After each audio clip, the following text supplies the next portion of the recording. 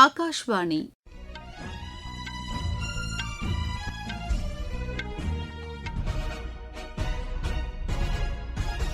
செய்திகள் வாசிப்பவர் மிருதுல்லா. தலைப்புச் செய்திகள்: இக்கட்டான தருணங்களில் வெளிநாடு வாழ் இந்தியர்களின் பங்களிப்பு பாராட்டத்தக்கது என்று வெளியுறவு அமைச்சர் டாக்டர் எஸ். ஜெய்சங்கர் தெரிவித்துள்ளார். இந்தியா பூட்டான் இடையே பல்வேறு துறைகளில் ஒத்துழைப்பு மேலும் வலுவடையும் என்று மத்திய அமைச்சர் திரு மனோகர் லால் கூறியுள்ளார். பீகார் மாநிலத்தில் பசுகாதா அருகே தேசிய நெடுஞ்சாலையில் நேரிட்ட சாலை விபத்தில் 13 பேர் உயிரிழந்துள்ளனர். அமெரிக்கா ஈரான் இடையேயான பேச்சுவார்த்தைகள் பாகிஸ்தான் தலைநகர் இஸ்லாமாபாத்தில் நடைபெற்று வருவதாக வெள்ளை மாளிகை தெரிவித்துள்ளது. ஆசிய மல்யுத்த சாம்பியன்ஷிப் போட்டியில் இந்தியாவின் சுஜித் கல்கல் மற்றும் அபிமன்யு மந்துவால் தங்கப்பதக்கம் வென்றுள்ளனர். இனி விரிவான செய்திகள். இக்கட்டான தருணங்களில் வெளிநாடு வாழ் இந்தியர்களின் பங்களிப்பு பாராட்டத்தக்கது என்று வெளியுறவு அமைச்சர் டாக்டர் எஸ். ஜெய்சங்கர் தெரிவித்துள்ளார். அரசுமுறை பயணமாக ஐக்கிய அரபு அமீரகம் சென்றுள்ள அவர் அங்குள்ள இந்திய வம்சாவளியினரிடையே கலந்துரையாடினார். ஐக்கிய அரபு அமீரகத்தில் வசிக்கும் நலன் மற்றும் பாதுகாப்பை உறுதி செய்யும் வகையில் அந்நாட்டு அரசு அளித்து வரும் ஆதரவுக்கு அவர் பாராட்டு தெரிவித்தார். அவரது இந்த பயணத்தின்போது இருதரப்பு ஒத்துழைப்பை மேலும் வலுப்படுத்துவது குறித்து அந்நாட்டு தலைவர்களுடன் விவாதிக்க உள்ளதாக எமது செய்தியாளர் தெரிவிக்கிறார். இந்தியா பூட்டான் நாடுகளுக்கிடையே உள்கட்டமைப்பு, நகர்ப்புற மேம்பாடு, போக்குவரத்து உள்ளிட்ட பல்வேறு துறைகளில் ஒத்துழைப்பை வலுப்படுத்துவது குறித்து அந்நாட்டு அமைச்சர் திரு சந்திர பகதூர் குருங் உடன் மத்திய மின்துறை அமைச்சர் திரு மனோகர் லால் பேச்சுவார்த்தை நடத்தினார். பூட்டானில் அரசுமுறை பயணமாக சென்றுள்ள அவர் 3ஆம் நாளான நேற்று திம்புவில் மேற்கொள்ளப்பட்டு வரும் நீடித்த மற்றும் முழுமையான வளர்ச்சித் திட்டங்கள் குறித்தும் விவாதித்தார். அந்நாட்டின் வளமான கலாச்சாரம் மற்றும் பாரம்பரிய முக்கியத்துவம் வாய்ந்த பகுதிகளுக்கு சென்று பார்வையிட்டார். இன்று அங்குள்ள வெளிநாடு வாழ் இந்தியர்களிடம் அவர் கலந்துரையாடுகிறார். அமெரிக்கா ஈரான் இடையேயான பேச்சுவார்த்தைகள் பாகிஸ்தான் தலைநகர் இஸ்லாமாபாத்தில் நடைபெற்று வருவதாக வெள்ளை மாளிகை தெரிவித்துள்ளது. இது தொடர்பாக அமெரிக்கா வெளியிட்டுள்ள அறிக்கையில், ஹோர்முஸ் நீரிணையில் தடையற்ற கப்பல் போக்குவரத்தை உறுதி செய்வது உள்ளிட்ட பல்வேறு அம்சங்கள் குறித்து இந்த பேச்சுவார்த்தை நடைபெறவுள்ளதாக தெரிவிக்கப்பட்டுள்ளது. இதனிடையே இந்த அமைதி பேச்சுவார்த்தையில் எவ்வித உடன்பாடும் ஏற்படாவிட்டால் ஈரான் மீது தாக்குதல் நடத்தப்படும் என்று அமெரிக்க அதிபர் திரு டொனால்டு டிரம்ப் தெரிவித்துள்ளார்.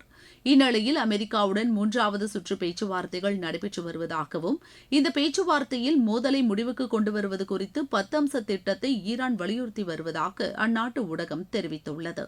இஸ்ரேலின் நலன்களுக்கு முன்னுரிமை அளித்து அமெரிக்கா இந்த பேச்சுவார்த்தையில் ஈடுபட்டால் எவ்வித உடன்பாடும் ஏற்படுவதற்கு வாய்ப்பில்லை என்று ஈரானின் முதல் துணை அதிபர் திரு முகமது ரிசா ஆரிஃப் எச்சரித்துள்ளார்.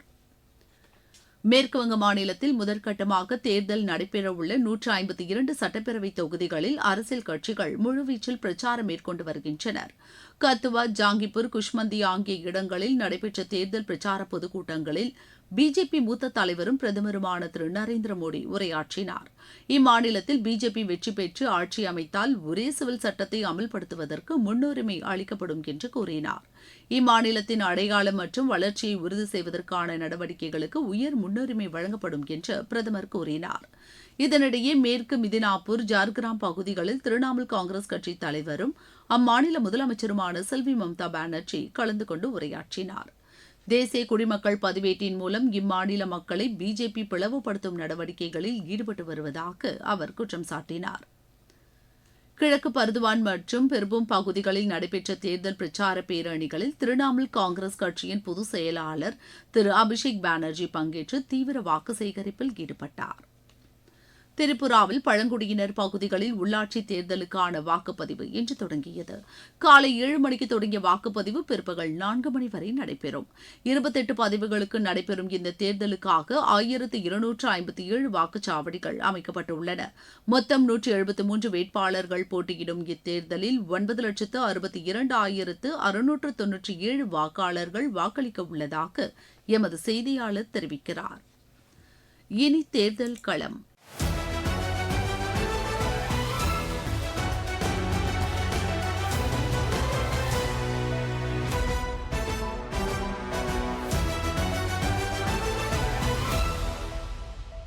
தமிழக சட்டப்பேரவை தேர்தலையொட்டி தொகுதி வாரியாக எமது செய்தியாளர் வழங்கும் இந்த தொகுப்பில் இன்று இடம்பெறுகிறது விழுப்புரம் மாவட்டத்திற்குட்பட்ட தொகுதிகள்.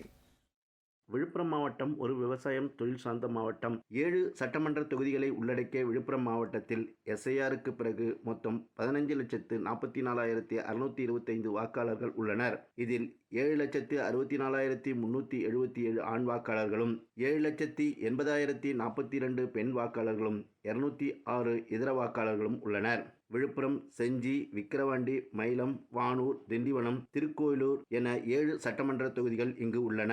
இதில் மொத்தம் 2166 வாக்குச்சாவடிகள் உள்ளன.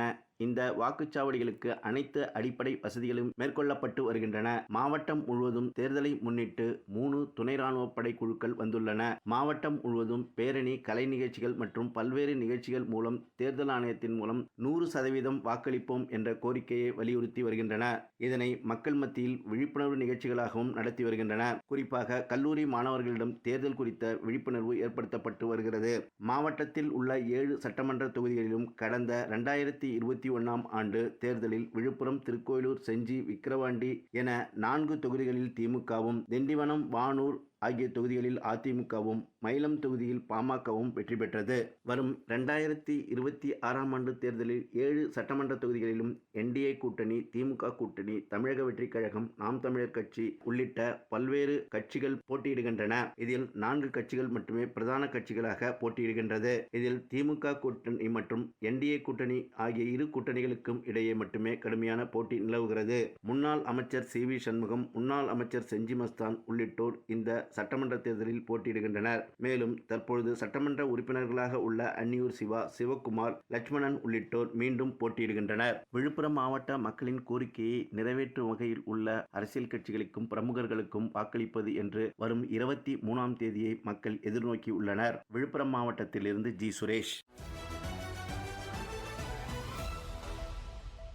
பீகார் மாநிலம் கத்திஹார் மாவட்டத்தில் பஸ்காதா அருகே தேசிய நெடுஞ்சாலையில் நேரிட்ட சாலை விபத்தில் 13 பேர் உயிரிழந்துள்ளனர். பலர் காயமடைந்தனர். ஜார்க்கண்ட் மாநிலத்தைச் சேர்ந்த யாத்ரீகர்கள் தங்களது சொந்த ஊரான பூர்ணியாவிற்கு வேன் மூலம் திரும்பிக் கொண்டிருந்தபோது எதிரே வந்த பேருந்து கட்டுப்பாட்டை இழந்து நேருக்கு நேர் மோதியதில் இந்த விபத்து ஏற்பட்டதாக அப்பகுதியில் வசிக்கும் மக்கள் தெரிவிக்கின்றனர். இந்த விபத்தில் இருசக்கரத்தில் சென்று கொண்டிருந்த ஒருவரும் உயிரிழந்தார். காயமடைந்தவர்கள் அருகில் உள்ள கோதா ஆரம்ப சுகாதார மையம் மற்றும் பூர்ணியாவில் உள்ள அரசு மருத்துவக் கல்லூரி மருத்துவமனையிலும் சிகிச்சைக்காக அனுமதிக்கப்பட்டுள்ளனர். இந்த விபத்தில் உயிரிழந்தோரின் குடும்பங்களுக்கு அம்மாநில முதலமைச்சர் திரு நிதிஷ்குமார் ஆழ்ந்த இரங்கல் தெரிவித்துள்ளார். இச்சம்பவத்தில் உயிரிழந்தோரின் குடும்பங்களுக்கு முதலமைச்சரின் பொது நிவாரண நிதியிலிருந்து தலா 2 லட்சம் ரூபாயும், காயமடைந்தவர்களுக்கு தலா 50,000 ரூபாயும் நிதியுதவி வழங்கப்படும் என்று அவர் அறிவித்துள்ளார். இந்த விபத்து குறித்து குடியரசுத் தலைவர், குடியரசு துணைத் தலைவர், பிரதமர் ஆகியோர் ஆழ்ந்த இரங்கல் தெரிவித்துள்ளனர். மேலும் இந்த விபத்தில் உயிரிழந்தோரின் குடும்பங்களுக்கு தலா 2 லட்சம் ரூபாயும், காயமடைந்தவர்களுக்கு தலா 50,000 ரூபாயும் நிதியுதவி வழங்கப்படும் என்று பிரதமர் அறிவித்துள்ளார். ஆசிய மல்யுத்த சாம்பியன்ஷிப் போட்டியில் இந்தியாவின் சுஜித் கல்கல் மற்றும் அபிமன்யு மந்துவால் தங்கப்பதக்கம் வென்றுள்ளனர். கிர்கிஸ்தானில் நடைபெற்று வரும் இப்போட்டியில் ஆடவர் 65 கிலோ எடைப்பிரிவில் சுஜித் கல்கலும், 70 கிலோ எடைப்பிரிவில் அபிமன்யு மந்துவாலும் தங்கம் வென்றனர். ஆடவர் 79 கிலோ எடைப்பிரிவில் இந்தியாவின் சந்தீப் மான் வெள்ளிப்பதக்கம் வென்றார். ஆடவர் 57 கிலோ எடைப்பிரிவில் இந்தியாவின் அங்குஷும், 97 கிலோ எடைப்பிரிவில் விக்கி ஹூடாவும் வெண்கலப் பதக்கமும் வென்றனர். இப்போட்டியின் பதக்கப்பட்டியலில் இந்தியா இதுவரை 2 தங்கம், 4 வெள்ளி, 8 வெண்கலப் பதக்கங்களை வென்றுள்ளது. உலகக்கோப்பை வில்வித்தை போட்டியில் இந்தியா தங்கப்பதக்கம் வென்றது. மெக்சிகோவில் நடைபெற்ற மகளிர் குழு பிரிவில் இந்தியாவின் ஜோதி சுரேகா வென்னம், மதுரா தமாங்கோ ஆன்கர் மற்றும் பிரகதி ஆகியோர் இப்பதக்கத்தை கைப்பற்றினர்.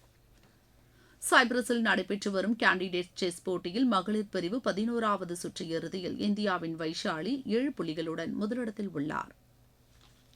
மீண்டும் தலைப்புச் செய்திகள். இக்கட்டான தருணங்களில் வெளிநாடு வாழ் இந்தியர்களின் பங்களிப்பு பாராட்டத்தக்கது என்று வெளியுறவு அமைச்சர் டாக்டர் எஸ். ஜெய்சங்கர் தெரிவித்துள்ளார். இந்தியா, பூட்டான் இடையே பல்வேறு துறைகளில் ஒத்துழைப்பு மேலும் வலுவடையும் என்று மத்திய அமைச்சர் திரு மனோகர் லால் கூறியுள்ளார். பீகார் மாநிலத்தில் பசுகாதா அருகே தேசிய நெடுஞ்சாலையில் நேரிட்ட சாலை விபத்தில் 13 பேர் உயிரிழந்துள்ளனர். அமெரிக்கா, ஈரான் இடையேயான பேச்சுவார்த்தைகள் பாகிஸ்தான் தலைநகர் இஸ்லாமாபாத்தில் நடைபெற்று வருவதாக வெள்ளை மாளிகை தெரிவித்துள்ளது. ஆசிய மல்யுத்த சாம்பியன்ஷிப் போட்டியில் இந்தியாவின் சுஜித் கல்கல் மற்றும் அபிமன்யு மந்துவால் தங்கப்பதக்கம் வென்றுள்ளனர். இத்துடன் இந்த செய்தி அறிக்கை நிறைவடைகிறது.